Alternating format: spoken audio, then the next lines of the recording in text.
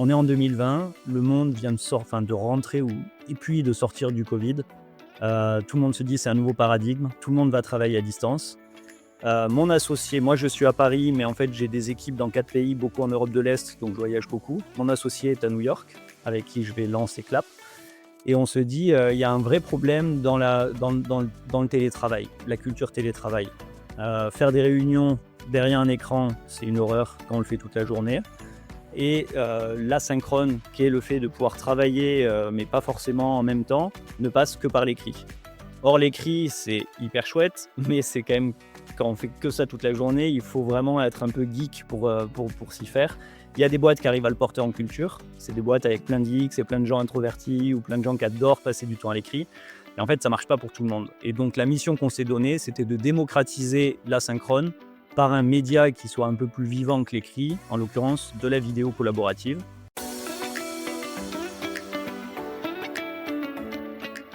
Imaginez un instant que le monde de l'entreprise soit un terrain de sport. Les objectifs sont vos lignes d'arrivée, les concurrents vos adversaires et chaque jour est une nouvelle compétition. Cette analogie n'est pas un hasard, elle est au cœur de l'entrepreneuriat. C'est du sport, le podcast numéro 1 qui dévoile les parallèles entre ces deux univers. Dans chaque épisode, plongez au cœur des conversations avec ceux qui excellent dans leur monde.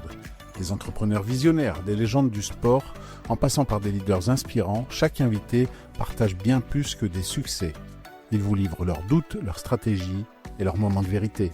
Bienvenue dans l'entrepreneuriat, c'est du sport.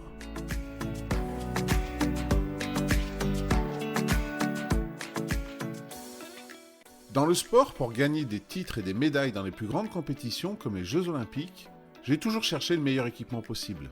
Aujourd'hui, avec mon entreprise, j'ai exactement la même démarche. C'est pourquoi j'ai choisi Time. Time, c'est la solution pensée pour les entrepreneurs, les freelances et les petites entreprises qui, comme moi, souhaitent simplifier leur gestion quotidienne. Que ce soit pour gérer vos factures, automatiser votre comptabilité ou suivre vos finances en un clin d'œil, Time sera là pour vous libérer l'esprit afin que vous puissiez vous concentrer sur ce qui compte vraiment, vos objectifs, vos projets et votre réussite. www.time.fr. Bonjour à tous et bienvenue dans un nouvel épisode du podcast L'entrepreneuriat, c'est du sport. On va bien sûr parler d'entrepreneuriat, mais aussi de sport, parce que mon invité du jour aujourd'hui est un pratiquant de sport. On va pouvoir aller plus dans le détail. Mon invité a créé une entreprise, un SaaS qui s'appelle Clap, et c'est Robin Bonduel. Bonjour Robin. Bonjour, enchanté, ravi d'être là. Eh ben, moi aussi, puisque ton parcours m'inspire et m'intrigue fortement. J'ai plusieurs questions à te poser, comme à chaque fois avec tous mes invités. Mais pour commencer, je l'ai dit, donc Romain, tu as créé un SaaS qui s'appelle Clap. Avant de commencer et d'aller dans le détail de ce SaaS, de Clap, de cette application, est-ce que tu peux nous expliquer un petit peu quel a été ton parcours et qui fait qu'il y a quelques années, tu as pu créer cette entreprise? Est-ce que tu peux nous dire d'où tu viens? Quelles ont été tes études? Est-ce que tu as été salarié? Est-ce que l'entrepreneuriat, ça a toujours été quelque chose que tu as eu en toi? Ou est-ce que tu as eu un déclic qui a fait qu'aujourd'hui, tu as créé Clap?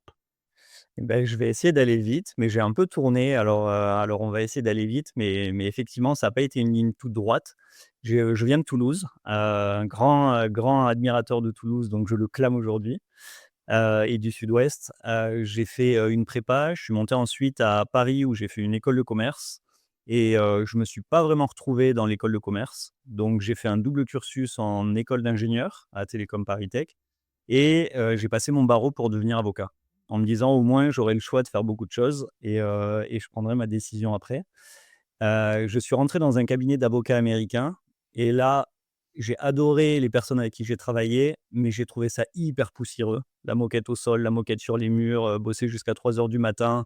On pourrait y revenir, mais c'était pas du tout la conception que je me faisais du travail. Le petit soldat qui suit et donc ça m'a un peu ça m'a marqué et je me suis dit: «Bon, comment je peux faire pour tenter une expérience qui n'a rien à voir?»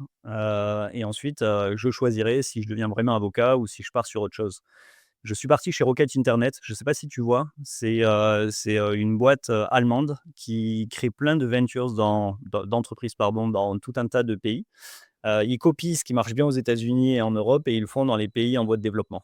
Et donc moi, je suis parti au Brésil puis au Chili, dans une boîte qui s'appelait Dafiti et qui faisait en fait du commerce en ligne de vêtements. On est en 2011-2012 et j'ai adoré l'expérience. C'était un bordel monstre. C'était, le début de la start-up. Ça partait dans tous les sens, une croissance de fou. Je vais raconter juste une petite anecdote pour montrer un peu le tableau, mais donc j'avais déjà fait 3 mois au Brésil. J'arrive au Chili pour développer un peu, la filière chilienne. Premier jour, la télé chilienne est dans les bureaux et en disant: «C'est cette boîte qui vole ses clients, qui ne les livre jamais, qui est une catastrophe opérationnelle avec les télés» et cetera. Et donc la mission notamment que j'ai eue là-bas, c'était, d'améliorer les opérations pour que les clients puissent enfin être livrés. Voilà, c'est juste une petite anecdote, mais il y avait un côté un peu rock'n'roll, j'ai adoré ça. Et donc, comme on peut s'en douter, j'ai quitté le monde, du droit et je suis rentré pleinement dans le monde de l'entrepreneuriat et du digital. Et depuis 12 ans, je suis dans le product management. Donc product management, c'est développement d'applications, web ou mobiles et c'est vraiment ce qui me porte. Ça a été un peu ma réponse à parfois un vide de sens dans les métiers de bureau col blanc et donc là, c'est comment est-ce que je peux créer un site, un service, une application, quelque chose qui sera utilisé et avec énormément d'attention sur le design pour faire en sorte que mes utilisateurs vraiment aient plaisir et presque de l'émotion à utiliser, ma solution. Ça fait 12 ans que j'essaie de mettre ça en œuvre. Je suis passé par pas mal de boîtes et effectivement en 2020, on a décidé avec, mon associé de lancer Clap, qui est puis je pourrais en dire un peu plus. Voilà. Bah oui, il faut en dire un peu plus parce que moi, je connais un peu Clap. Comme je te l'ai dit en off, avant l'épisode, même si je l'utilise pas parce qu'aujourd'hui, j'en ai pas forcément l'utilisation, mais je connais et je m'intéresse un peu à ces nouvelles technologies, ces nouvelles SaaS qui peuvent sortir, surtout avec l'IA. Est-ce que tu peux dire donc pour nos auditeurs et auditrices, c'est quoi Clap et comment avec, ton associé, tu as eu l'idée de créer ça? Est-ce que c'était un manque que tu avais toi dans ton quotidien qui a fait que tu te dis: «Bah, je vais créer une solution qui m'aide moi et qui existe pas forcément sur le marché»? Et qu'est-ce que ça fait exactement Clap alors? Alors je vais répondre avec grand plaisir, mais en fait Clap a beaucoup évolué puisqu'on a fait un pivot. L'image classique de l'entrepreneur qui doit avoir de la résilience et qui commence sur une idée et puis en fait, l'idée finit par pas tellement marcher et qui doit changer d'angle. Donc en fait, ce pourquoi on s'est lancé et dans lequel on croyait au début, on fait plus du tout la même chose. Donc si je résume un peu, on est en 2020, le monde vient de rentrer ou et puis de sortir du covid. Tout le monde se dit: «C'est un nouveau paradigme», tout le monde va travailler à distance. Mon associé, moi je suis à Paris, mais en fait j'ai des équipes dans 4 pays, beaucoup en Europe de l'Est, donc je voyage beaucoup. Mon associé est à New York, avec qui je vais lancer Clap et on se dit, il y a un vrai problème dans le télétravail, la culture télétravail. Faire des réunions derrière un écran, c'est une horreur quand on le fait toute la journée et l'asynchrone, qui est le fait de pouvoir travailler, mais pas forcément en même temps, ne passe que par l'écrit. Or l'écrit, c'est hyper chouette, mais c'est quand même quand on fait que ça toute la journée, il faut vraiment être un peu geek pour s'y faire. Il y a des boîtes qui arrivent à le porter en culture. C'est des boîtes avec plein de geeks et plein de gens introvertis ou plein de gens qui adorent passer du temps à l'écrit. Mais en fait, ça marche pas pour tout le monde. Et donc la mission qu'on s'est donnée, c'était de démocratiser l'asynchrone par un média qui soit un peu plus vivant que l'écrit, en l'occurrence de la vidéo collaborative. Et donc l'idée, c'était de pouvoir enregistrer une vidéo de son écran, pour présenter une présentation ou alors, un Excel et cetera ou même voilà, une décision et puis discuter dans la plateforme pour prendre une décision. Ça, c'était l'idée de base. Ça fonctionnait bien avec mon associé donc à New York, puisqu'en fait, on jouait nous-mêmes le jeu de l'asynchrone et on travaillait, les débuts de Clap, on finalement, on était propre utilisateur de notre outil et on a levé des fonds, donc le début a été assez excitant puisqu'en fait il y avait un tel besoin, un tel appel dans le covid d'inventer le monde du travail d'après, que, nous on a juste dit sur LinkedIn qu'on lançait. On a quand même on a fait ça comme une campagne marketing, donc on a essayé de faire un peu de bruit, de lancer un mini produit où on appelait le meeting calculator pour que les gens puissent calculer leurs heures de réunion et faire des petites blagues et cetera. Et donc, on a eu 4 ou 5 000 personnes qui se sont mises sur la liste d'attente. Les fonds d'investissement qui nous ont appelés, ça nous a permis de lever 3,5 millions sur des slides. On n'avait pas encore vraiment lancé le produit, et c'était hyper intéressant parce qu'en fait, on part en confiance comme ça. On sait qu'on a déjà de l'argent, on sait qu'on a déjà un peu de traction, on a une bêta, enfin une waiting list de personnes qui vont vouloir nous utiliser. On a la confiance d'investisseurs et donc c'est comme ça qu'on a lancé Clap finalement en 2021. Si j'accélère un peu, en fait, la catégorie n'est jamais prise. Le retour au bureau est vite arrivé. Les gens, en fait, n'aiment pas tellement envoyer des vidéos et préfèrent quand même se voir, même à distance, en live.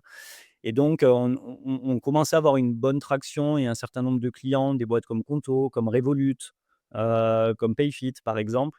Mais on avait du mal, on faisait vraiment tout pour le produit et on était dans une logique de viralité organique. Un peu comme les produits à l'américaine, en jouant vraiment avec peu de sales au début, peu de ventes, pardon, au début, de vendeurs, peu de service commercial et l'idée vraiment d'aller vers, de la viralité organique avec tout un tas de mécaniques produits. Bon, bah, ça a pas complètement marché. On avait du bon usage, mais on n'arrivait pas à répliquer un business et donc on a changé d'angle, et ça, c'était 2024 et aujourd'hui, on est en plein dans des sujets IA, et on pourra y revenir parce que je sais pas encore quel rapport j'ai à l'IA. C'est quelque chose que je suis en train de réfléchir, mais concrètement, aujourd'hui, si je dis ce que fait Clap, on s'est resserré sur, les commerciaux puisqu'en fait, c'était les meilleurs payeurs. Et donc, ce qu'on fait, c'est qu'on les aide, on les amplifie avec, des flottilles d'agents IA qui vont pouvoir faire tout le boulot de petites mains à leur place pour vraiment leur permettre de se concentrer sur le temps avec leurs clients. Et donc là où le début de Clap, c'était de permettre d'échanger en asynchrone sans vraiment se voir en live, aujourd'hui, ce qu'on essaie de faire, c'est plutôt l'inverse, c'est de décharger les gens pour qu'ils puissent passer plus de temps à discuter l'un avec l'autre en live. Quelque part, c'est exactement l'opposé. Donc en fait, c'est ça, c'est qu'il y a la discussion en live, vous l'enregistrez, vous avez, l'IA derrière qui va, faire un compte rendu, qui va sortir les éléments importants et qui va permettre justement aux commerciaux, non pas de «perdre du temps» entre guillemets sur, c'est quoi le compte rendu de la réunion, qu'est-ce que j'en extrais? Mais, voilà, j'ai une aide qui me permet de mâcher un peu le travail et du coup de me concentrer sur ce qui fait le sel d'un commercial qui est de vendre, d'avoir des prospects, des clients, de transformer et cetera. Voilà, ça va plus loin. Effectivement, c'est toute la donnée, les interactions clients. Donc, on va avoir les appels, pardon, on va avoir, oui, les appels téléphoniques, on va avoir les visios qu'on enregistre. On va aussi avoir toutes les données du CRM, par exemple, les données, combien j'ai de leads, tous les contacts que j'ai, les qualifications. On va avoir les emails qui sont envoyés, qui sont traqués par le CRM qu'on récupère. Et donc, en fait, toutes ces interactions-là, on s'en sert pour faire l'assistant IA du commercial. La promesse, que sur laquelle on se positionne, c'est de dire: quelqu'un seul va peut-être réussir à parler avec 20 clients par an, à s'occuper de 20 clients par an. Avec notre solution, vu qu'il aura cette petite main pour l'aider, il va être à 40. Voilà, on va doubler ça. Et donc, si je donne quelques exemples, ça va être, bien évidemment, il n'y a plus besoin de prendre des notes puisqu'en fait on le fait. Mais ça va être aussi, d'envoyer, les emails, de suivi, pour, mettre du rythme dans la gestion de projet, avec le client. Ça, on les rédige et on les envoie pour lui, en clonant un peu sa manière d'écrire, puisqu'en fait on l'aspire et avec l'IA, on peut facilement cloner. Ça va être, pouvoir mettre en place les prochaines étapes, les invitations, ce genre de choses. Ça va être aussi énormément ce qu'on appelle insights. Donc en fait, c'est toute la partie intelligence, parce qu'en fait, on traque tout. Donc par exemple, avec l'API, on va pouvoir demander n'importe quelle question. «Ah, sur ce deal, comment est-ce qu'ils avaient répondu? C'est quoi leur objection et comment tu me conseilles d'avancer?» Et en fait, l'IA va pouvoir faire des recommandations stratégiques. Et la dernière partie, donc il y a la dernière partie, c'est plus de l'action et là, c'est là où les agents rentrent en jeu pour pouvoir pas seulement rester dans le Clap, mais aussi pouvoir s'interfacer avec d'autres outils. Donc ça peut être compléter automatiquement le CRM pour que le vendeur n'ait plus à le faire à la main. Ça peut être, un flow, n'importe quoi en fait. Après, il y a tout un enfin, on s'interface avec tous les outils et donc c'est l'imaginaire derrière qui est la limite, quoi. Alors, ce qui est intéressant dans ton histoire et ce que je compare à d'autres entrepreneurs que j'ai pu recevoir dans le podcast ou que j'ai croisés, dans la vie, professionnelle, c'est qu'il y en a beaucoup qui m'expliquaient, ils ont eu une première expérience entrepreneuriale qui a pas marché, mais ces erreurs leur ont permis de leur en lancer une autre. Alors que toi, dans ce que tu nous expliques, si j'ai bien compris, entre le début de Clap et l'idée que vous en aviez et celle d'aujourd'hui, en fait, vous avez gardé Clap, mais c'est carrément autre chose et en fait, tu es pas reparti de zéro. Vous avez modifié ce qui était le produit, de départ, mais vous avez continué sur Clap et sur peut-être, ce que vous avez battu au début, tous ceux qui utilisaient Clap. Comme tu l'as dit, c'était à une époque du covid et maintenant c'est une autre utilisation, mais vous avez gardé ce produit-là, en fait. Ouais, c'est un bon point et en fait, je crois qu'il y a plusieurs raisons. La première, c'est qu'en fait, il y a quand même une continuité. C'est-à-dire que nous, quand on développait Clap version 1, ce que j'ai détaillé, on voyait que 20 à 30 des gens, bien sûr, on traquait tous les usages et 20 à 30 des gens enregistraient des réunions avec l'app, alors que l'outil n'était pas fait pour. Et donc à un moment, bon, on a été bête longtemps quand même. On a été bête probablement 1 an de trop avant de vraiment de se dire qu'il fallait changer la donne. Mais finalement, c'est les utilisateurs qui nous ont poussés dans une continuité d'outils et il faut toujours suivre en fait où est la demande. Le deuxième point et côté commercial, en fait, c'est parce que c'était les meilleurs payeurs. Moi, forcément, peut-être par mimétisme, je suis côté produit et technique, donc je voulais vendre à ces personnes-là au début, mais il y avait beaucoup moins de budget. Dès qu'on allait parler côté commercial, c'était beaucoup plus simple. La deuxième raison, je crois que c'est que j'ai beaucoup embêté, mes fondateurs et mon équipe avec ça, c'est que je me suis toujours dit: «Quand on monte une boîte, il faut savoir pivoter» et donc presque tous les jours, je me disais: «Non, mais là, on est dans le max on est dans la recherche du maximum local, c'est-à-dire on a notre contexte, notre mission, ce qu'on est en train de faire et on est en train d'itérer pour aller chercher notre maximum local». Comme en maths où il y a une petite colline et on va chercher le bout de la colline. Et à chaque fois, je me disais: «Mais non, mais là, il faut qu'on prenne du recul et c'est quoi notre maximum global?» Quitte à casser des choses, quitte à vraiment faire des choix durs. Et donc je pense que c'est aussi ça, c'est de se dire, j'avais tellement intériorisé le fait avant d'y aller qu'entrepreneur, c'est dur et c'est beaucoup de râteaux et quelques wins, mais beaucoup de difficultés, que j'ai intériorisé le fait qu'en fait, voilà, il fallait pivoter et que ça faisait partie de l'aventure. Et le troisième point, c'est que bah, on a eu des investisseurs qui nous ont fait confiance. Alors des investisseurs, des VC, donc des professionnels et eux, en l'occurrence, j'ai pas de gêne à perdre leur argent. Ils jouent au casino avec moi et donc bah, clairement, si je perds, c'est pas grave. Ils préfèrent quelqu'un qui fera fois 100 que quelqu'un qui fera fois 2. Par contre, j'ai aussi des proches qui ont investi, bah, ce qu'on appelle Love Money Business Angel et donc je trouvais que c'était intéressant de rester dans une continuité, d'aventure et on avait rassembler une équipe, avec qui on s'entendait bien autour, à la fois vraiment équipe dans la boîte, mais aussi les gens qui nous accompagnaient, bah, du coup, on s'est dit: «Autant continuer, quoi». Par contre, c'est vrai que en termes de charges, bah, on a cramé quand même pas mal d'argent. On a aussi levé un peu de dette et tout ça, c'est un poids aujourd'hui et donc là, on va vers la rentabilité, qui est plus si loin. Mais en fait, si on n'avait pas ce poids, qui du passé et qu'on était reparti sur une feuille blanche, bah, en fait, ça serait beaucoup plus rapide et il y aurait un certain nombre de choses qu'on ne se traînerait pas comme des boulets aux pieds.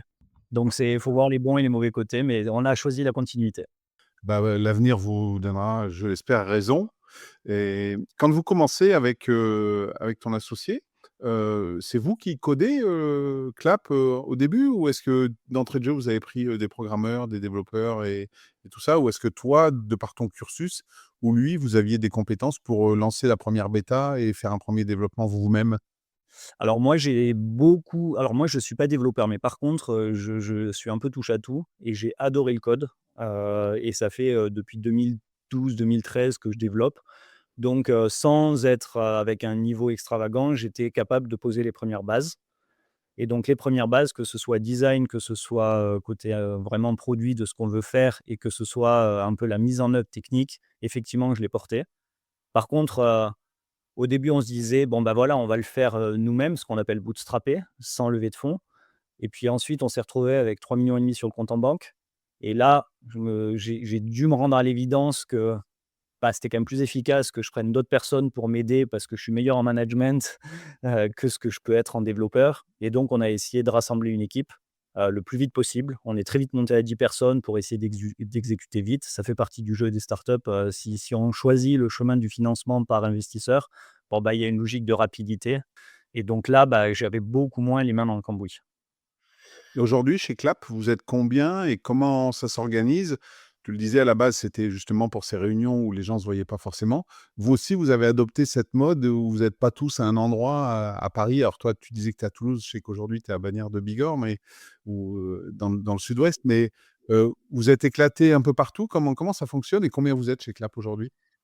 Ouais, alors aujourd'hui, chez Clap, on est tout pile 10. On est revenu à 10. On était monté à 16 jusqu'à l'an dernier. Et puis quand on a fait notre pivot, on s'est rendu compte qu'il y avait quand même pas mal de choses qui changeaient dans la manière dont, enfin, disons, les expertises dont on avait besoin. Et donc, on s'est séparé de quelques personnes.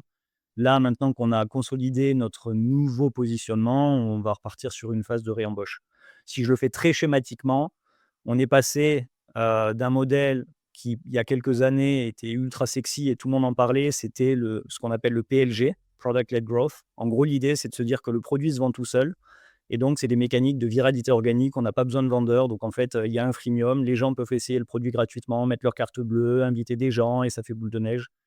Et je pense que l'industrie en est revenue. Maintenant, on se rend compte que c'est quand même dur de faire du PLG tout seul. Et donc nous, on a fait un peu le constat en même temps et donc on est allé vers maintenant un modèle beaucoup plus commercial, où on va parler aux gens et ce qui est peut-être pas plus mal parce que du coup, on reste les premiers utilisateurs de Clap pour nous aider à être plus efficaces dans notre démarchage commercial. Mais ce qui fait qu'en termes de ressources internes, on n'avait pas forcément les bons profils. Voilà.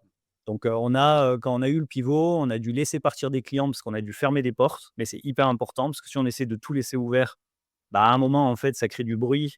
C'est très dur, en fait, est-ce que je perds 10 de revenus qui me coûtent pas tant que ça au quotidien, mais finalement, ça me prend quand même de la bande passante et cetera? Ou est-ce que je fais des choix forts et de me dire: «Bah, non, je préfère vraiment dire non et fermer les portes» et c'est ce que je pourrais dire des choix que j'appellerais, alors pardon pour le franglais, mais des choix contrarian. Je pense que quand on est entrepreneur, tant que la boîte elle est pas vraiment, bien mise en place, il faut essayer de fermer les portes le plus vite possible. Plutôt qu'essayer de se dire de faire des choix qui ménagent, la chèvre et le chou disons, bah, on ferme les portes et donc un de ces choix, c'était effectivement de laisser partir des clients, perdre un peu de revenus et repartir sur une base avec des clients qui nous correspondent plus et puis d'un autre côté, recruter de nouvelles équipes, qui vont être, plus en adéquation avec nos nouveaux besoins. Et ton associé, tu le disais au départ, était à New York. Aujourd'hui, vous êtes, Clap, les 10, ils sont aussi éclatés un petit peu partout? Vous avez un point de ralliement? Vous voyez de temps en temps? Comment ça se passe, votre organisation? Ouais, alors en fait, aujourd'hui, on est 3 associés. Donc il y a le premier, effectivement, c'est un copain de longue date puisqu'il était en prépa à Toulouse avec moi, il était en école de commerce à Paris avec moi et on s'est toujours suivis et en fait, il a la même passion que moi j'ai côté produit, mais côté marketing. Il est passé chez L'Oréal et d'autres boîtes, donc il adore construire des narratifs et cetera. Donc ça, c'est le premier. Lui était à New York, il est rentré, après un moment, donc on a passé, peut-être 6 mois, 1 an à Paris ensemble. Mais là, il vit à Lisbonne aujourd'hui et il vient d'avoir un enfant à Lisbonne. Hem Et le deuxième, c'est quelqu'un avec qui j'avais travaillé dans une boîte d'avant. En fait, moi, je m'occupais du produit dans la boîte et lui, il s'occupait de la partie technique. On était ensemble et j'ai tout fait pour le démarcher quand je me suis lancé. Mais je crois qu'il avait moins le profil entrepreneurial, il n'a pas osé franchir le pas et 1 an après, quand il a vu que ça commençait à marcher, il a dit: «Bon allez, je saute» et donc il nous a rejoints mais sur le tard. Aujourd'hui, l'équipe, pour te répondre, vu qu'on avait une mission qui était, bah, de faire vivre le télétravail, de faire vivre, le ouais, c'est ça, de montrer que c'est possible d'avoir une culture à distance, bah, forcément, quand on s'est lancé, on a décidé de se l'appliquer et donc aujourd'hui, on est dans 4 ou 5 pays, européens. On reste dans la même time zone quand même, ça, c'est un point important, donc ouais, on n'a aucune notion d'obligation d'être dans une ville ou d'être où on veut. Chacun fait ce qu'il veut. Et c'est très déstructurant au début, quand on est manager, un peu à l'ancienne, d'être habitué avec les équipes sur le palier. C'est des signaux faibles, il y a enfin voilà, il faudra apprendre, on pourra en reparler un peu plus longtemps, mais aujourd'hui, on est complètement éclaté. Non seulement vous utilisez, vos produits, ton produit Clap, votre produit, mais, en plus, bah, vous l'appliquez puisque en fait, c'est votre manière de fonctionner, d'être un peu éclaté partout et toi donc Ouais, pardon, je te coupe, mais je crois que moi, une des volontés que j'avais, en lançant une boîte, c'était d'être utilisateur de mon produit. C'est-à-dire que quand j'ai lancé Clap, je voulais toutes les idées, auxquelles je réfléchissais les premiers mois quand on cherche une idée, c'est épuisant. C'est drainant en termes d'énergie parce qu'en fait, on cherche une idée, on fouille et puis, il y a 99 de raisons, qui font dire que c'est pas la bonne idée, donc on passe à la suivante. Puis à un moment, il faut quand même se fixer et y aller. Mais en tout cas, j'avais un critère sur lequel j'ai jamais lâché, c'était de me dire: «Je veux que ce soit un produit qu'on pourra utiliser, dans lequel on se reconnaît».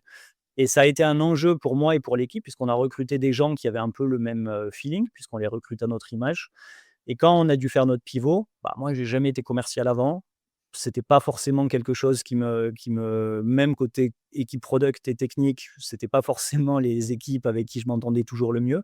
Et donc il y a eu un sujet de réapprendre et je pense que c'est aussi pour ça que le positionnement où on a changé nous-mêmes pour aller faire de la vente en direct, ce qu'on faisait pas avant, bah, quelque part, on se l'est réapproprié et aujourd'hui, je suis hyper content de notre mission et on l'utilise au quotidien. Et c'est important. J'aurais du mal, je pense, à travailler sur un produit que sur lequel en fait, que j'utiliserai pas.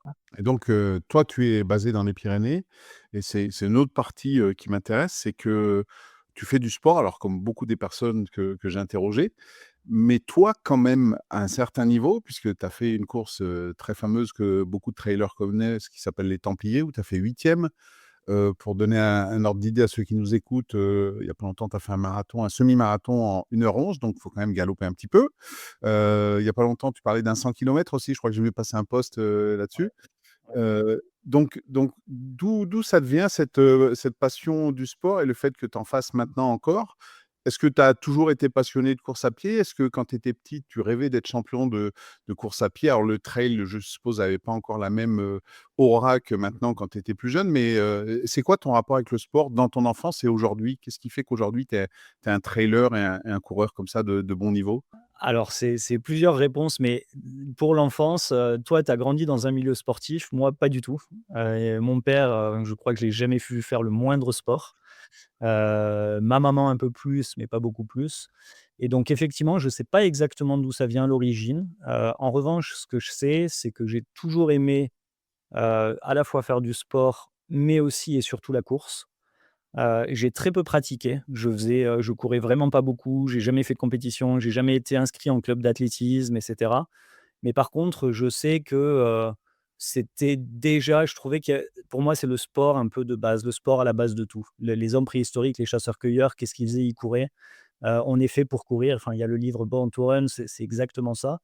Et ça, je pense que je l'ai senti très vite et donc j'ai un rapport très particulier à la course qui est lié à l'exploration, qui est lié au rêve, presque à la méditation, à la découverte, plus qu'au sport en fait, hein. C'est pendant longtemps, il y avait beaucoup de choses qui me touchaient dans la course, mais voilà, ça a jamais été un rapport de compétition ou de me dire, de dépassement et ce genre de choses. Et donc oui, je me rappelle que quand j'étais au lycée, c'était très lointain, mais que je me disais: «Ça serait trop bien de faire un jour le tour du monde, en courant». Et j'ai jamais eu trop de rêves et d'ailleurs je suis plutôt sédentaire, j'ai pas forcément de volonté de voyager partout, mais en tout cas, c'était quelque chose c'est une image qui m'a marqué. Donc ça, c'est j'ai toujours eu ce rapport à la course, mais si je te donne mon kilométrage, je pense que, j'étais à moins de 500 kilomètres toutes ces années. Donc à la fois, il y avait ce goût-là, mais je mettais pas forcément des choses en place. Et avant de déménager donc à Bagnères de Bigorre, en 2023, j'étais au plus haut de mes années, aux alentours de 1 000 kilomètres par an. Donc ça reste quand même une pratique limitée. Et après ce qu'il faut dire, c'est que du coup, j'ai fait, toute ma vie professionnelle, des études, jusqu'à 2023 à Paris et donc c'était plutôt le côté carrière que je priorisais. J'avais pas forcément le temps de faire beaucoup de sport. En plus, on a un rythme de vie qui peut être compliqué et cetera. Enfin donc voilà, c'était difficile. Mais je m'étais toujours dit: «Le jour où je quitte Paris, j'ai envie de me laisser plus de temps pour ça et d'en faire quelque chose d'important dans ma vie» parce que je sentais le manque depuis 15-20 ans. Donc on arrive à 2023. 2023, donc tu vois, tu parlais de chrono, j'avais préparé un peu le coup, donc je me suis remis à courir sérieusement. On a déménagé en mars, mais je m'étais remis à courir sérieusement en décembre. Tout début mars, je fais un 10 kilomètres et en fait, mon record précédent devait être à 37 minutes ou 38 minutes. J'avais pas vraiment de record en fait, je savais même pas et là, je fais moins de 33 minutes et donc je me dis: «Ouais, mais c'est quand même bizarre» parce que du coup, ça fait 3 mois que je cours vraiment sérieusement et enfin, j'ai peut-être, je me suis pris au jeu en fait, de me faire un entraînement structuré, de voilà et on est arrivé à Bagnères. Bagnères, ce qu'il faut savoir, c'est qu'il y a un niveau stratosphérique en trail. Il y a, alors je ne sais pas combien il est maintenant, mais Ben Diman qui est le 6e mondial, sur l'ultra trail en côte UTMB, plusieurs pros et je pense que c'est un peu mon caractère que quand je rentre dedans dans quelque chose et avec un groupe, j'essaie de faire toujours un peu par mimétisme ce que font les autres et donc je me suis mis à courir autant qu'eux et à essayer de les suivre, et donc c'est comme ça que depuis 2023, en moins de 2 ans, j'ai fait 12 000 kilomètres en courant. Sachant qu'il y a aucune logique de progressivité, donc c'est pas du tout à refaire. Passer de moins de 1 000 kilomètres par an à genre 6 000 kilomètres par an avec en plus de l'intensité, ce que j'avais jamais fait. Donc ça t'explique un peu, voilà, le pourquoi. C'est une surprise. Je me suis vraiment énormément plu là-dedans. En fait, il faut dire aussi qu'à Bagnères de Bigorre, on est au pied des montagnes et donc c'est incroyable pour, il y a toute la journée qui est branchée. On parle d'IA, d'entrepreneuriat, de stress, de production et cetera. Et puis ensuite, j'ai, quand je pars, mes 2-3 heures par jour, que ce soit le matin, le midi, le soir, où je vais pouvoir aller dans la montagne. Et ça, c'était un vrai moyen de débrancher le cerveau et d'aller dans cette phase d'exploration. Voilà. Après, je peux te raconter un peu plus, du coup, comment on en est venu à la performance, mais voilà un peu le déclic, initial. Ouais, un sacré déclic, mais moi, ce qui m'intéresse, c'est que tu le dis, l'aventure entrepreneuriale, c'est une belle aventure, surtout, que Clap, ça prend de l'ampleur. J'ai beaucoup d'invités au micro qui me disent: «Ben, moi, j'ai besoin de sport parce que c'est une soupape, ça me permet de me vider la tête», parfois, il y en a, ils me disent: «Ça me permet de réfléchir» et cetera. Mais bon, toi, c'est des sports, je dirais, entre guillemets «classiques», dans le sens où oui, je vais courir, mais je vais courir 1 heure, je vais faire une séance de muscu, un paddle, tout ça. Je veux dire, comme tu le dis, pour faire 6 à 12 000 kilomètres, c'est un sacré investissement. Comment tu arrives à gérer les 2? Est-ce que ça veut dire que le week-end, tu sais que tu as des plages pour ça? Tu as peut-être la vie de famille aussi? Ça veut dire que tu te lèves peut-être tôt ou le soir, ben, tu as la frontale et puis tu vas courir dans les Pyrénées jusqu'à 21 heures. Comment tu arrives à gérer tout ça? Bah, je pense que le moteur que j'ai, c'est un moteur qui est complètement, compulsif. Quelle que soit, la passion dans laquelle je rentre, mes proches le savent, je mets une folie, et une frénésie, assez ahurissante. Et c'est aussi comme je disais, une frustration d'avoir été, bridé pendant 15 ans à Paris et avec des besoins de nature que j'avais pas. Donc il y avait un moteur quand même 15 ans de ressentiments accumulés qui m'ont aidé. Après en termes d'organisation, c'est hyper difficile parce que Clap, je sais pas combien je fais d'heures par semaine, mais, je suis au moins à 60 heures, je pense. J'ai 2 enfants et donc effectivement, je pense que ma vie sur ces 2 dernières années, ça a été travail, famille et pas patrie, mais trail. Et si on regarde un peu comment je m'organise, en fait, le fait déjà d'être en télétravail et d'être chez soi, c'est hyper flexible. Ça veut dire que je peux partir à 6 heures du matin courir, ce que j'ai fait, toute la première année, donc de 6 heures à 8 heures et puis je reviens à 8 heures et puis à 8 heures, je peux, amener les enfants à l'école. J'ai déjà fait 2 heures. Je peux repartir, alors ça, je sais pas si je dois le dire ici, mais sans même me doucher, du coup, toute la matinée et puis je repars faire 1 heure le midi. Donc tous les midis, c'était sanctuarisé et c'était, sortir. Et donc finalement, en sortant plusieurs fois par jour, dès que j'ai un trou, les enfants vont à la sieste, hop, 3 minutes après, j'ai les chaussures qui sont lacées et puis, et puis voilà. Donc c'était essayer de colmater, tous les trous dans mon agenda, et bien entendu, bah, être aussi avec ma femme dans la discussion parce que ça frotte, parfois un peu, parce qu'il faut que je sache, les lignes rouges à pas franchir, qu'on ait un équilibre. On a fait très attention à essayer de faire le plus 50-50 dans les tâches, à la fois de la maison et de la famille. Mais je pense que sans faire du télétravail, ça serait très compliqué et sans être dans une vie, comme ici où en fait à 50 mètres j'ai les montagnes qui commencent, ça serait aussi très difficile. C'est vrai que si, tu fais la même chose à Paris, que tu rajoutes, 1 heure, voire 1 heure et demie de transport le matin et le soir, bah, voilà, ça devient beaucoup plus problématique de pouvoir faire ça. Je suis d'accord et en même temps à Paris, bah, en fait, on peut aller au travail en courant et on peut revenir en courant et on peut le faire en vélo, on peut le faire en courant. Moi, du coup, même si je courais pas énormément, je faisais parfois les migrations pendulaires en courant pour aller dans mes travails quand j'étais à Paris, même s'il y a pas de douche. Bon, pareil, je sais pas si je dois le dire ici, mais on prend un gant, on va dans les toilettes et puis, en fait, on se passe un gant partout et puis ça va très bien et personne voit la différence. Enfin, à un moment, en fait, il faut savoir ce qu'on veut et par contre, le sport intensif, le sport de haut niveau, c'est pas fait pour tout le monde. Il faut vraiment se poser les questions de son pourquoi. Et si je donne une petite anecdote là-dessus, moi, pendant 2 ans, j'ai passé, je pense, les plus belles années de ma vie et en fait, tous les jours, j'avais des instants de révélation quand je montais au sommet, d'une montagne à côté, puis ensuite je redescendais. Enfin, j'avais un équilibre qui était vraiment incroyable. Et puis j'ai senti un glissement parce que de plus en plus j'ai performé, et j'ai fini par me poser donc par exemple, pour donner une idée, en 2024, donc en juin, j'ai gagné mon premier er 80 kilomètres sur le circuit Bahut-TMB en Andorre. Et donc j'ai commencé à me dire: «Ah mais en fait, avec le niveau que je commence à avoir, faudrait peut-être que je réfléchisse à aller un peu plus encore dans le haut niveau, côté sportif. Comment est-ce que je dois gérer la chose?» Et la performance prenait peut-être plus le pas sur l'exploration, le plaisir et l'insouciance. Et ça me gênait parce qu'en fait, j'ai jamais fait du sport avec cette volonté de performance et cet ego-là. Et je me demandais si c'était pas un ego mal placé. Bref, j'ai eu des gros questionnements sur mon pourquoi. Et j'ai décidé en novembre-décembre 2024 d'arrêter complètement. Plus de courses, mais plus non plus de vélo, plus rien, enfin vraiment aucun sport. pour me remettre en phase avec pourquoi est-ce que je cours? Est-ce que c'est une question d'ego d'aller me mesurer aux autres? Est-ce que c'est de performance? Est-ce que c'est autre chose? Finalement, après 2 mois, la réponse, bah, c'est que, en tout cas, c'est la mienne, c'est que c'est très dur d'être entrepreneur. On a des stress tout le temps, il y a des bonnes nouvelles, mais globalement, c'est on est toujours un peu en insécurité et donc je trouve ça très enfin, c'est effectivement ce que tu disais et ce que disent beaucoup de gens, sauf que moi, j'ai besoin de le faire vraiment de manière extrême, de me débrancher la tête et d'aller au contact de la nature et donc aujourd'hui, si je schématise, j'ai le côté hyper terre à terre, d'être dans la montagne, les pieds dans la gadoue et le reste du temps sur l'IA et sur des sujets un peu ésotériques, de révolution, voilà, IA et cetera. Alors ça doit pas être forcément facile, hein. Je peux comprendre ce que tu as eu en tête parce que, comme tu le dis, les résultats que tu fais sont quand même bons. On a eu des exemples, hein, de trailers qui ont commencé comme ça un peu par passion, puis qui sont un Mathieu Blanchard par exemple, hein, a commencé comme ça. On n'a pas tous Ils sont pas tous des Kylian Jornet depuis tout petit à gagner l'UTMB ou des choses comme ça. C'est le sport qui permet ça aussi effectivement. Le trail étant plus jeune, il y a encore de la place pour qu'on arrive sur le tard. Mmh. Et là, avec, comme tu l'as dit, cette pause dans ta course et tes activités physiques, est-ce qu'aujourd'hui tu repars quand même sur, quelque chose où tu te dis: «Bah, j'ai besoin de cet équilibre, de voir les montagnes», mais voilà, tu as aussi quand même cette recherche de performance? Est-ce qu'un jour, par exemple, tu dois faire l'UTMB et puis, moins de 24 heures ou des choses comme ça? Peut-être des compétences ou quelque chose de possible pour toi vu tes capacités?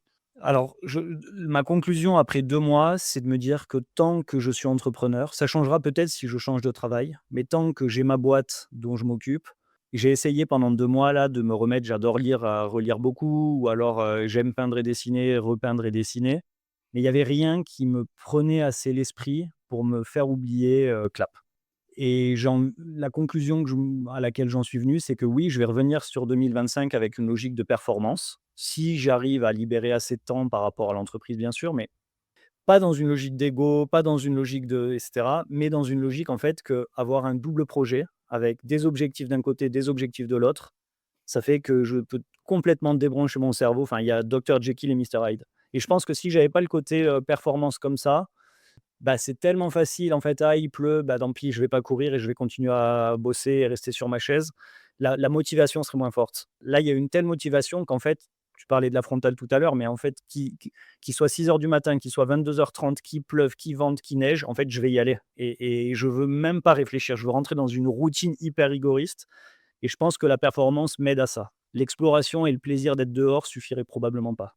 Est-ce que ce sont des qualités justement que tu développes au trail ou comme tu dis, quelles que soient les conditions, je vais y aller, qui t'aident aussi aujourd'hui, chez Clap pour développer l'entreprise? Où il y a des moments, bah, il y a peut-être des coups durs, il y a peut-être des moments de stress parce qu'il y a des gros deals à conclure. Est-ce que tu sens un lien entre, bah, les capacités, les compétences que tu développes dans le trail et ce que tu peux développer, dans ton entreprise, Clap? Alors déjà, je pense que le trail, c'est pas enfin, c'est le fait d'avoir un double projet, mais c'est le plus important pour moi. C'est que je parlais tout à l'heure de maximum local et maximum global. Il y a une autre manière de dire, c'est un peu le classique, anglicisme, think out of the box. Comment est-ce qu'on fait pour, prendre un pas de recul et voir la vision plus large? Et en fait, le fait de m'être mis plus fort dans le sport en 2023, je pense que ça a contribué à nous faire réaliser qu'on allait peut-être pas dans le mur, mais en tout cas pas à la vitesse qu'on voulait et à initier le pivot. Donc en fait, c'est juste s'aérer l'esprit et ça permet de prendre des décisions qui sont plus saines et parfois aussi, plus ambitieuses et plus risquées et cetera. Mais en tout cas, ça, c'est mon premier point. Je pense qu'être trop la tête dans le guidon, on peut travailler 100 heures par semaine. Si on ne prend pas de recul, à un moment, bah, c'est more is not better. C'est un peu le problème. Donc ça, c'est le sujet. Après, le deuxième point, c'est que je pense qu'il y a le côté résilience, mais c'est quelque chose où je me pose encore la question. Typiquement, on entend beaucoup dans le monde du travail, il faut respecter, le temps, au travail et le temps personnel, les 35 heures et cetera et je suis le premier à le penser. D'ailleurs, je suis le premier à avoir un double projet pour permettre un minimum d'équilibre et en même temps, jamais on verra quelqu'un aller faire moins de 22 heures à l'UTMB s'il n'a pas un côté un peu maso à vraiment mettre, énormément d'engagement et en fait, pour moi, bah, c'est la même chose dans l'entrepreneuriat, c'est la même chose dans les boîtes, c'est la même chose si demain je veux faire quelque activité que ce soit, bah, je ferai la différence si je passe plus de temps que les autres. Il faut aussi le faire de manière intelligente et avec, comme je disais, donc savoir prendre du recul et cetera. Mais ça, pour moi, c'est le gros point, c'est de me dire: «Bah, si on a un objectif, faut tout mettre en œuvre de manière à la fois intelligente, mais aussi ne pas hésiter à s'engager pleinement dans le truc» et je pense que le trail, ça m'a montré que J'ai commencé le trail en mars 2023. J'ai vraiment mis énormément de choses en place en termes de nutrition, de structuration d'entraînement, de sommeil et cetera. 6 mois plus tard, je faisais 8e au Templier. Bah, en fait, je l'aurais pas fait si j'avais pas eu ce rapport complètement enfin, je sais pas si c'est maso le mot, mais en tout cas, extrême, et je pense que dans l'entreprise, bah, malheureusement ou heureusement, c'est la même chose. Après, c'est difficile parce qu'une fois que j'ai dit ça, j'impose pas du tout ça aux gens de mon équipe. C'est vraiment une démarche personnelle, mais c'est une réflexion où c'est rigolo, je trouve, d'un point de vue sociétal, qu'on l'accepte et qu'on le demande aux sportifs de haut niveau et qu'on le refuse aux gens dans l'entreprise. J'ai du mal à comprendre ça. Mais tu as tout à fait raison parce que c'est vrai que on l'a vu, l'été dernier avec la vitrine des JO et des JOP. On se dit: «Ben, ils font ça toute la journée», puis on dit: «Ben, même samedi, dimanche, il y a jamais de repos», puis, bah, oui, c'est normal et demain, tu dis c'est un entrepreneur et puis on va lui dire: «Mais attends, il faut que tu te reposes, tu as plus d'équilibre». Si en plus ça le passionne, ben, qu'il y aille, quoi. Alors après, oui, il faut aussi que, comme tu le dises, il faut qu'il y ait une hygiène de vie qui permette de tenir ce rythme. Il y a aussi cette, j'ai bien aimé quand tu as dit, «Ça me permet aussi de me sortir, de la tête de clap et puis de faire autre chose». Souvent, on en parle aussi des sportifs qui pensent que au sport. Il faut qu'ils aient une autre activité justement pour s'aérer l'esprit et dans les sportifs est-ce qu'il y a des sportifs que tu aimes bien? Est-ce que ça reste dans le trail avec, j'ai pu citer Blanchard, ou Jornet? Ou est-ce que tu es admiratif, par exemple, d'un Léon Marchand qui, très jeune, vient gagner, 4 médailles ou plus d'un Teddy Riner qui, depuis 2008, gagne des médailles aux Jeux olympiques qui durent ou d'un Tony Estanguet qui a été triple champion olympique et qui a su se reconvertir dans l'entreprise en menant, les JO de main de maître. Est-ce que tu as comme ça des sportifs ou des sportifs qui t'inspirent pour leurs exploits sportifs, mais également pour ce qu'ils sont en dehors? Alors Tony Estanguet, il est bagnéré, donc forcément il rayonne ici. Non, plus sérieusement, moi je crois, comme je disais, j'ai longtemps été, même si j'étais plutôt sportif, mais j'étais pas du tout passionné par le sport et c'était pas, mon relais, d'attention de principal. Je regarde pas de foot, je regarde pas de rugby, je regarde pas de donc je c'est pas forcément les figures qui me marquent le plus. Les figures qui m'ont vraiment marqué depuis petit, je pense que c'est plutôt des figures d'auteurs littéraires, notamment. Comme qui, par exemple? Alors je sais pas si je peux, encore le dire parce qu'il est complètement démodé, mais Gide m'a mis une claque. André Gide m'a mis une claque, j'ai quand j'ai découvert comment il ciselait sa plume, il partait, enfin c'est il y a aucun moyen de on parle des LLM qui arrivent à choisir le mot suivant, par statistique. Il a une telle créativité dans la manière dont il déploie sa langue que je pense qu'il prendra en défaut tous les LLM là-dessus. Quand je parle de LLM, pardon, c'est les, Large Language Model, et donc l'IA. Je pourrais parler plus de Gide, je pourrais en parler des heures, mais si je reviens à la question, je pense que il y a 2 sportifs malgré tout qui me touchent beaucoup. Je pense que Kylian Jornet, parce que il y a une longévité et on voit beaucoup de sportifs et c'est peut-être d'ailleurs mon cas, j'ai commencé en 2023 et puis peut-être qu'en 2025 j'arrêterai, je me serai cramé parce que j'aurais tout donné et j'aurais fait l'étincelle. Kylian Jornet, il est là depuis tout petit et il a toujours la flamme et je trouve que cette longévité, elle est hyper inspirante. Il y a aussi un côté où je suis fasciné parce que maintenant que je fais du trail, je me rends compte que c'est vraiment des sports différents de faire du, 20 kilomètres, du trail court et puis un ultra de 160. Il y a personne qui arrive à faire le grand écart et lui, quel que soit où il s'aligne, il gagne et c'est le seul. C'est un extraterrestre aujourd'hui, c'est complètement le seul. Si je parle plutôt des qualités morales, moi j'ai toujours été fasciné par Nadal. Je trouve qu'il y a un côté, une humilité, dans ce qu'il renvoie. Alors, comme je disais, je suis pas hyper connaisseur de sport, mais en tout cas de ce que j'en perçois de l'extérieur, je trouve ça assez fascinant. L'humilité et il m'a toujours, le deuxième point, c'est l'abnégation, la résilience et l'abnégation et je pense que bon, après tout ce que je viens de dire, on comprend que c'est des valeurs qui me sont le plus chères probablement et donc Nadal a été une bonne figure inspirante là-dessus. Et puis c'est vrai qu'il y a eu une grosse concurrence au départ avec Federer et Djokovic et on le comparait à Federer qui était plutôt un esthète et puis Nadal, il avait plutôt ce côté un peu besogneux. C'est très bien que tu dises ce mot. Moi, typiquement, je pense que j'ai pas particulièrement de facilité sur quoi que ce soit, mais en fait, en étant besogneux et ça fait le point avec ce que je disais tout à l'heure, on se met les objectifs, on est besogneux, on pense juste à demain, on est dans sa routine et en fait, on peut vraiment déplacer les montagnes et je pense que souvent, soit on se trouve des excuses, soit, on est un peu, je sais pas comment dire, mais paralysé devant l'ampleur et puis en fait, on se dit: «Ah mais j'ai pas le génie» ou «J'ai pas le talent» ou «J'ai pas le».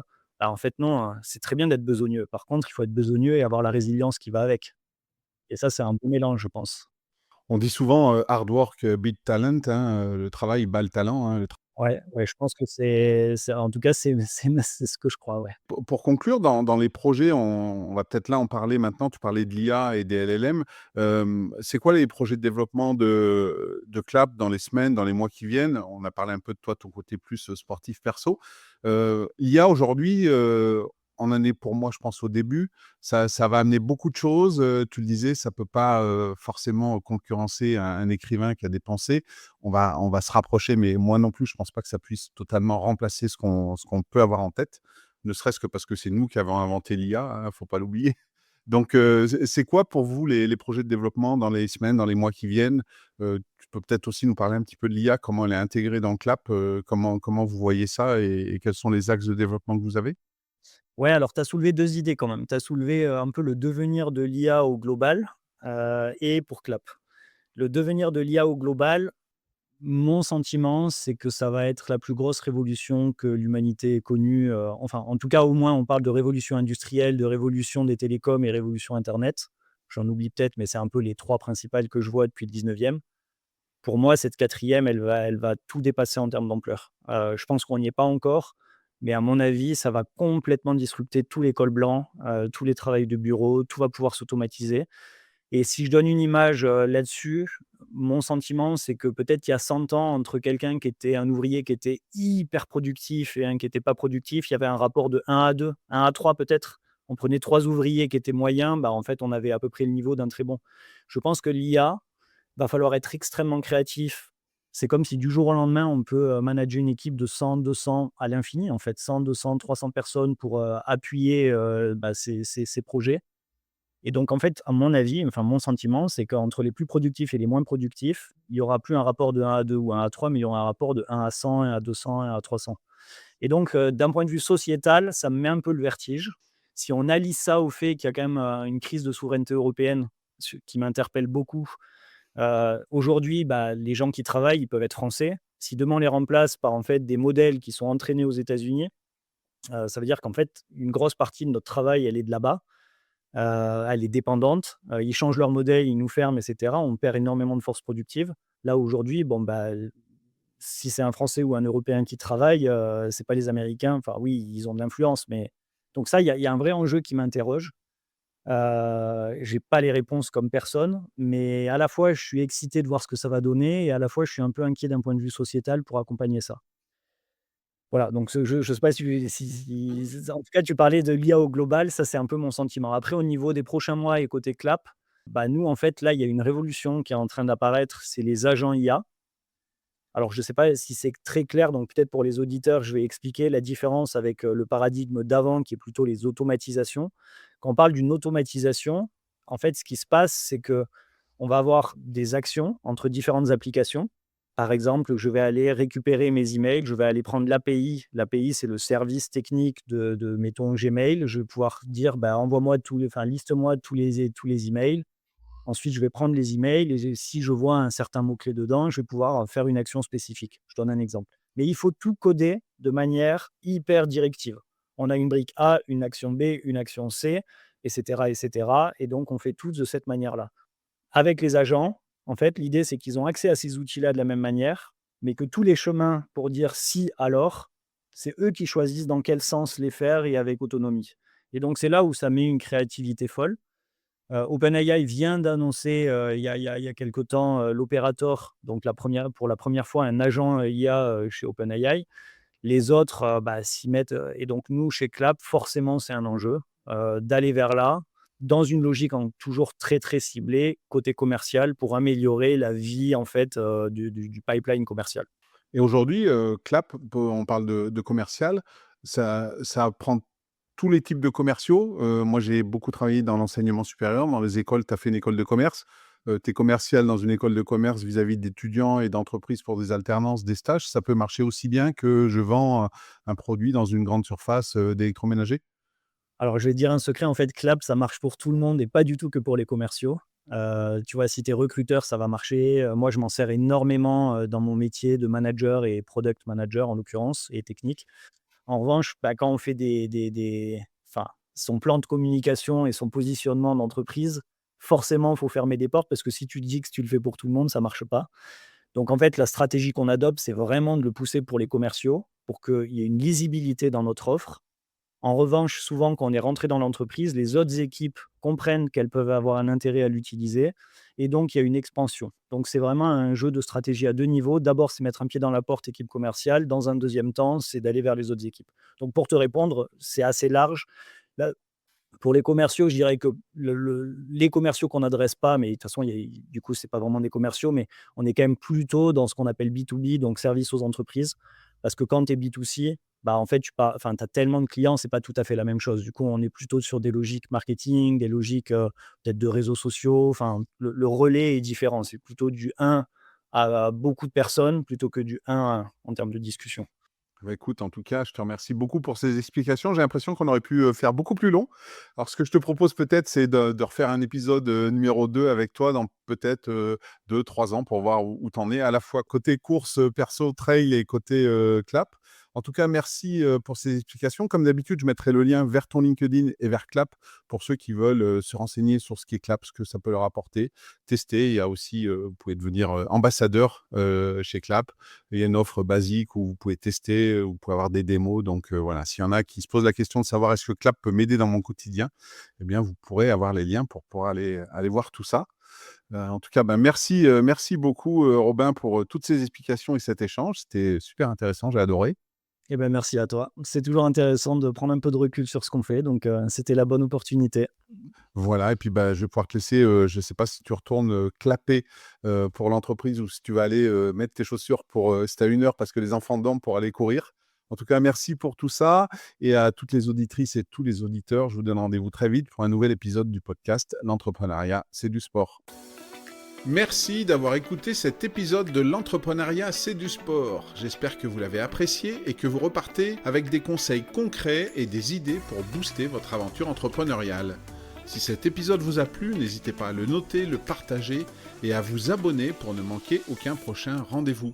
Restez connectés, continuez à entreprendre avec passion, à faire du sport et à très bientôt pour un nouvel épisode.